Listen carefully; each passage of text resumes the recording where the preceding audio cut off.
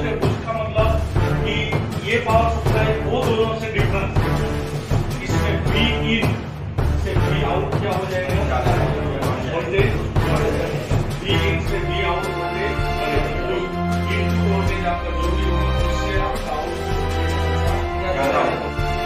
इसमें और इसमें डिफरेंस ये होगा कि इसके आउटपुट में कॉइल होगी और इसके इस तरह से बूस्ट वोल्टेज बनते हैं।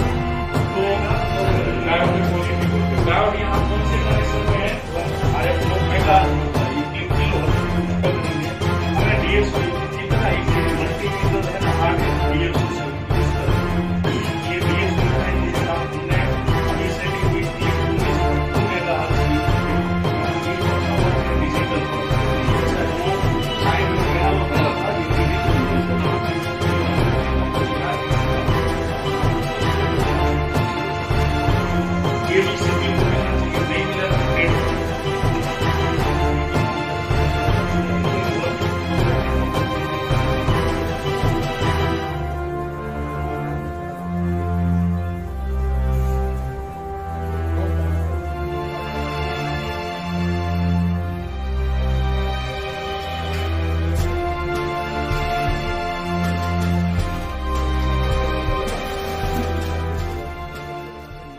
कभी ना गिरने में नहीं बल्कि गिर के उठ जाने में है।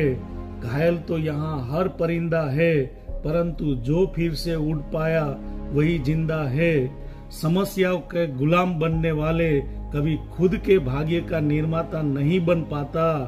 दर्द, गम और डर ये जो भी है तेरे अंदर है। खुद के बनाए पिंजरे से कभी तू निकल कर तो देख, तू भी एक सिकंदर है। और मैं बस यही सोचकर हमेशा लड़ता आया हूँ कि धूप कितना भी तेज हो वो कभी समुंदर का पानी सुखा नहीं सकता।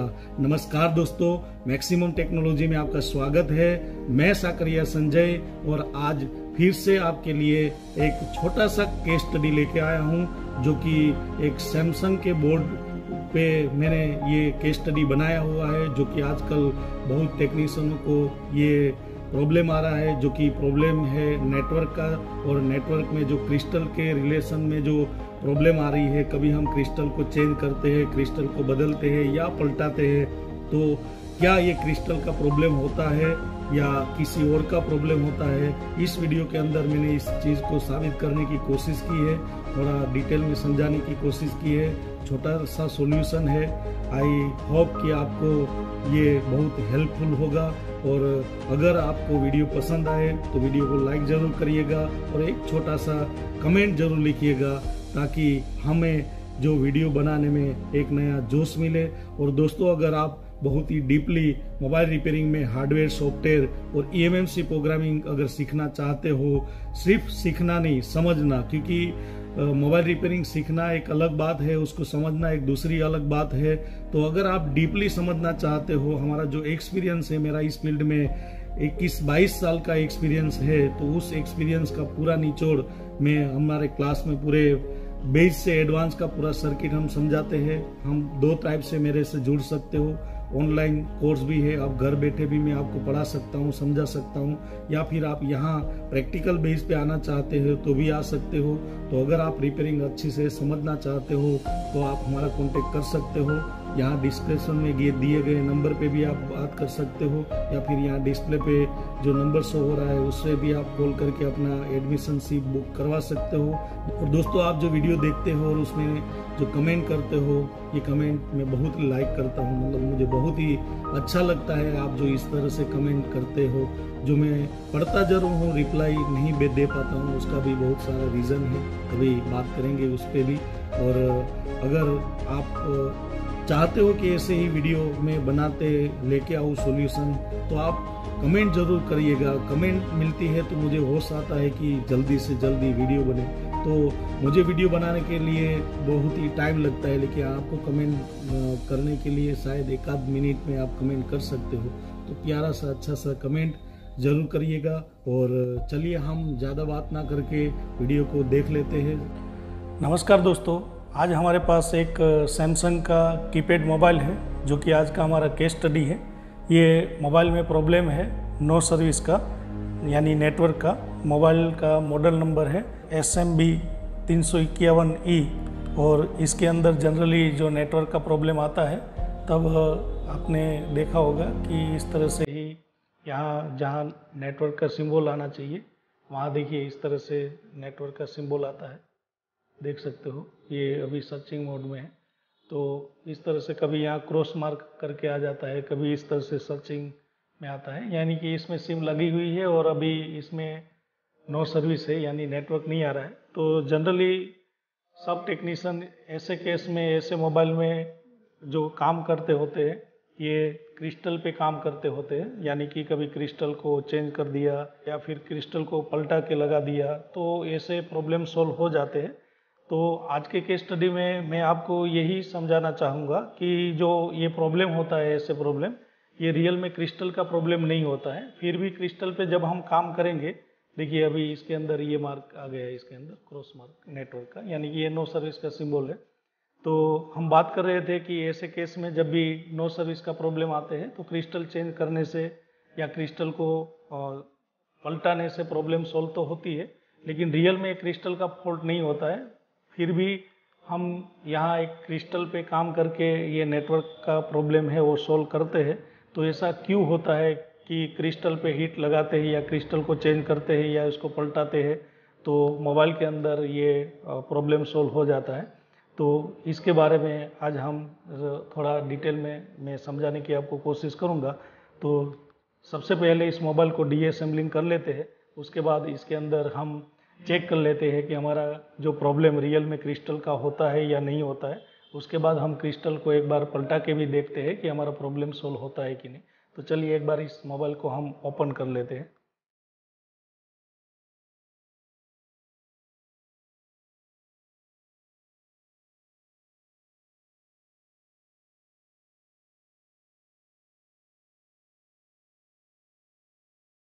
ये देखिए अभी हमने इसको डीअसेंबलिंग कर लिया है। अब हम इसके अंदर जो मैं बात कर रहा था क्रिस्टल के बारे में, ये इस प्लेट के नीचे है। इसका मॉडल नंबर आप यहाँ देख सकते हो, देखिए SMB 351E ये इसका मॉडल नंबर है। अब हम एक बार ये प्लेट को हटा लेते हैं। देखिए अभी ये प्लेट हटा दिया है। यहाँ आप देख सकते हो ये इसका मेन प्रोसेसर है, ये इसका मेमोरी है eMMC, और ये हमारा नेटवर्क का एम्पलीफायर और एंटेना स्विच यहाँ दिया गया है, और ये इसका क्रिस्टल है।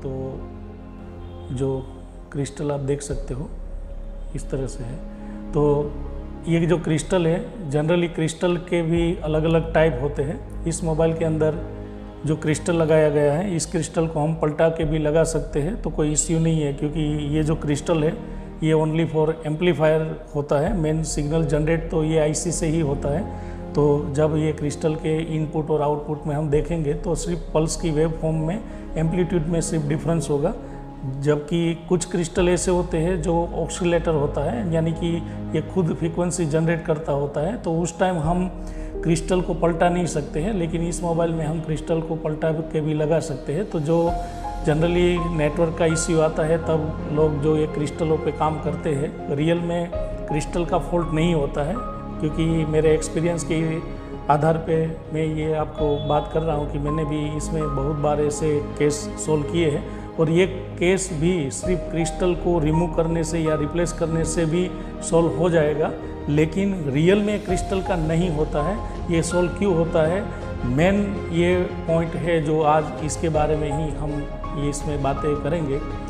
तो इसके बारे में ही आज हम यहाँ देखने वाले हैं। तो चलिए मैं एक बार आपको क्रिस्टल है वो सही है कि नहीं है उसका चेक करवा देता हूँ हमारे DSO के अंदर, और उसके बाद हम देखते हैं कि हमारे मोबाइल में ये प्रॉब्लम है और किसका हो सकता है। तो चलिए एक बार इसका क्रिस्टल जो है उसकी फ्रीक्वेंसी हम चेक कर लेते हैं।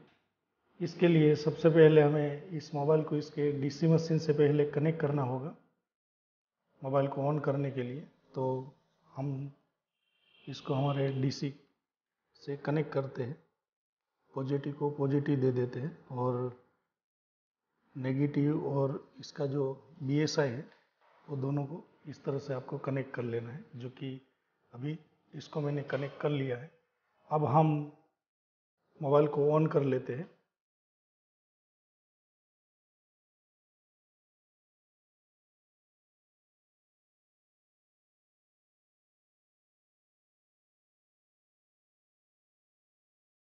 इसका पावर की प्रेस करके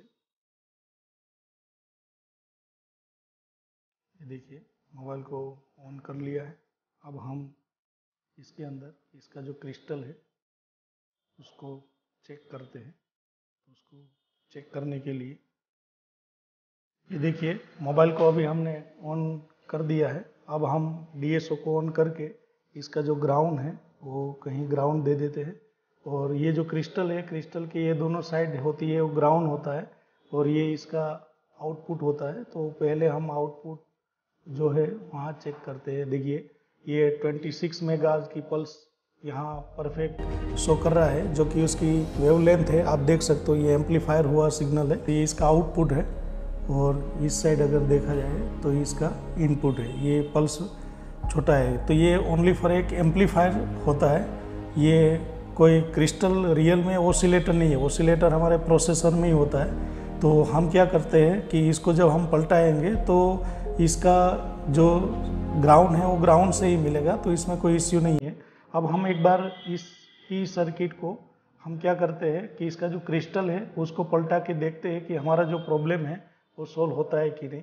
क्योंकि जनरली क्या होता है कि इस कंडीशन में जो हमारा प्रॉब्लम सोल्व हो जाता है वो रियल में क्रिस्टल का नहीं होता है। क्रिस्टल हटाने के लिए जब हम यहाँ हीट देते हैं तो ये हीट प्रोसेसर पे लगती है, तो कुछ टाइम तक ये प्रोसेसर कनेक्टिविटी हो जाती है। तो इसमें कितने टाइम चलता है वो कोई फिक्स नहीं होता है, लेकिन फिर भी इसको अभी हम रिप्लेस करेंगे या फिर उसको हीट देंगे या फिर हम पलटाएंगे तो भी प्रॉब्लम सोल्व हो जाता है। तो बहुत सारे टेक्नीशियन क्रिस्टल को पलटाते हैं, लेकिन हर कोई क्रिस्टल को पलटा के हम चला नहीं सकते हैं। आपको वो समझना पड़ता है कि क्रिस्टल भी बहुत टाइप के होते हैं। तो ये जो क्रिस्टल होते हैं जो सिर्फ एम्पलीफायर होती है उसको हम पलटा के चला सकते हैं, लेकिन जो ऑसिलेटर होता है उसको हम पलटा नहीं सकते।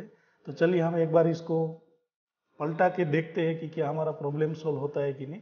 जो कि मैंने आपको बताया कि ये क्रिस्टल का फॉल्ट है ही नहीं। यहाँ हमने क्रिस्टल की इन और आउट दोनों देखी। क्रिस्टल के अंदर फ्रीक्वेंसी इनपुट हो रही है, उसका जो वेवलेंथ था वो, और आउटपुट एम्पलीफायर हो रहा है, यानी कि क्रिस्टल तो सही है। फिर भी हम क्रिस्टल को छेड़ेंगे और प्रॉब्लम सोल्व होगा, यानी कि ये हीट लगती है प्रोसेसर पे, इसलिए होता है। इसका परमानेंटली सॉल्यूशन इसका प्रोसेसर रिवॉल्व करना ही होता है। तो हम इसका सिर्फ आपको क्रिस्टल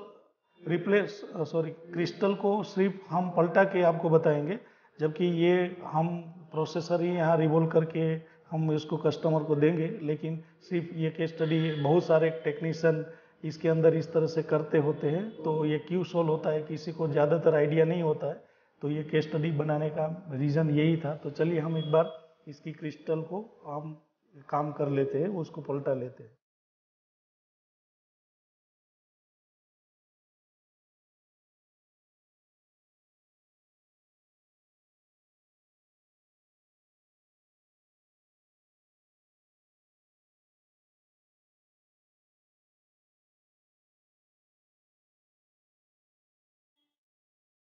ये देखिए अभी इसके अंदर जो क्रिस्टल है वो हमने इसको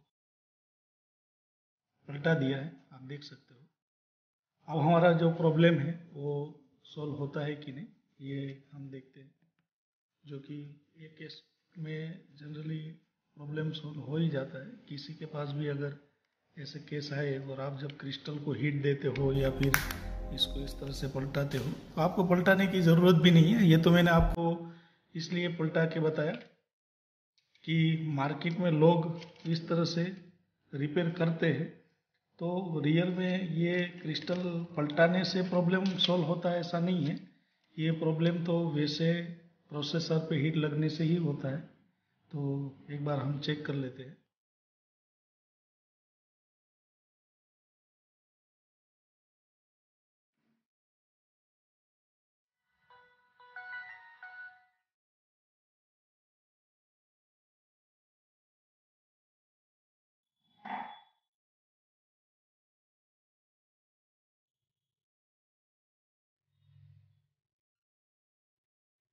ये देखिए नेटवर्क आ गया, आप देख सकते हो यहाँ डायरेक्ट।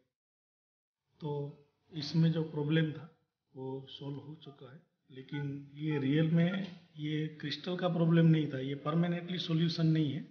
ये